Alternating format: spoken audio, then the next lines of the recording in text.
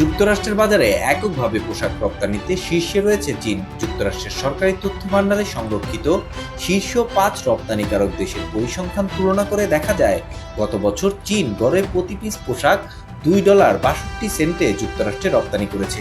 Vietnam প্রতি piece পোশাক রপ্তানি করেছে $4.62। বাংলাদেশের প্রতি পিসের রপ্তানি মূল্য ছিল $3.63।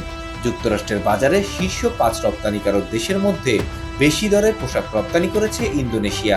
তারা প্রতি পিস পোশাক রপ্তানি করেছে $5.46। 4 ধরনের পোশাকের তথ্য বিশ্লেষণ করে দেখা গেছে, চীন গড়ে প্রতি পিস ট্রাউজার বা প্যান্ট জাতীয় পোশাক রপ্তানি করেছে $3.78। বাংলাদেশের রপ্তানি প্রতি পিস $5.18।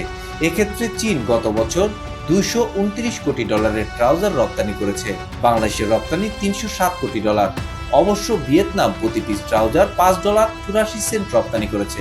দেশটি গত বছর যুক্তরাষ্ট্রে $389 কোটি ট্রাউজার রপ্তানি করেছে।